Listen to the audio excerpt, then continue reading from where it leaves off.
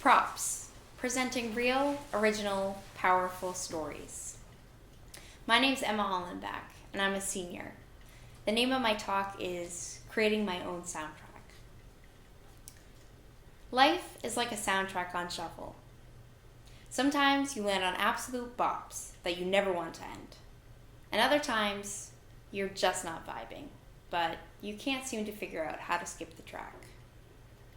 Let me tell you about freshman year, first semester. It's September. It's college. The hot summer days are surrendering themselves to the chill of night, and cars are lining the curbs with shower caddies and comforters. Moving in, I saw soft green grass and people everywhere. Images of Elle Woods sitting in her circle of friends had me so excited, and I thought, this is going to be me.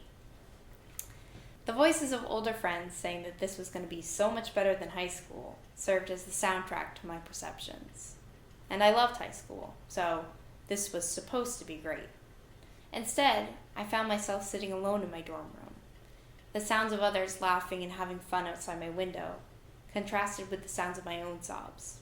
I wondered where I went wrong. This was not better than high school.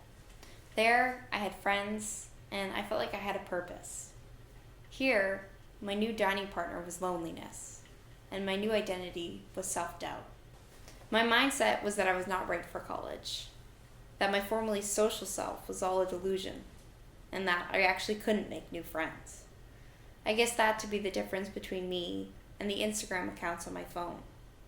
They were at parties, having fun, and I was sitting in my dorm room watching The Office. After a few months of this, I decided to go home every weekend to visit old friends. So, after a few months of this, I seriously contemplated withdrawing. I was not receiving the college experience as advertised on the box. But before I returned the product completely, my older brother suggested that I move living areas to see if I liked the vibe better. Maybe living in the basement was literally keeping me down. There was fewer people and no real sense of community, which is important to me. It was a huge decision. I was essentially going to redo the whole process over again. Moving in, finding a new roommate, trying to find friends. Did I really want to put myself through that torture again? Everybody seemed to have their friends in the first 4 days. How would I integrate myself into a space after 4 months? So now it's February. It's football season. I've moved in and it's still hard. But I was still up for the task. In my new dorm, in this new hallway, there was a door and I had to walk through it. Standing in the frame, I felt like an endangered animal. I wondered if the people inside could smell my fear. But no, all I could smell was hot pizza bites. So I popped my head in and said, hello, and I was welcomed with smiling mouthfuls. I took a seat on their floor and watched the game. It was exciting and, of course, awkward, being me and being the new kid. But it led to a dinner invite, which led to more dinner invites, and eventually hours of conversation. Finally, I was getting my rhythm back.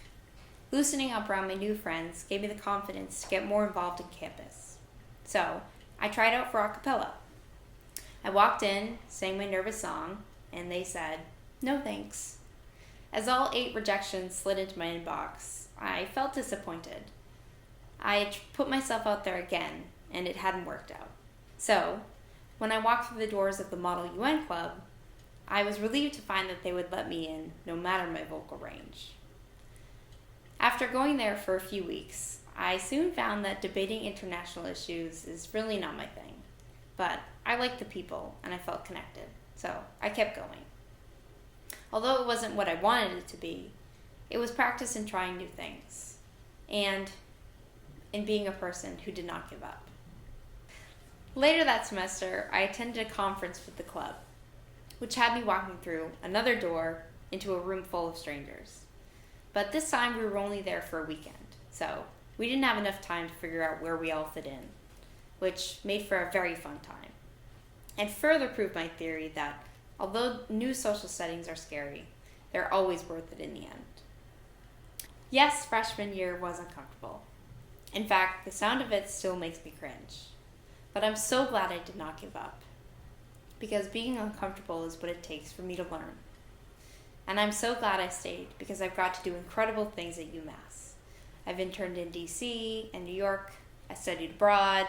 I've gone on alternative spring breaks. And I kept going back to a cappella until I finally made it senior year. Now I make my own soundtrack. Some days it's happy, and some days it's sad. But at least now I feel like I have more control. And I'm definitely excited for whatever beat life has queued up next.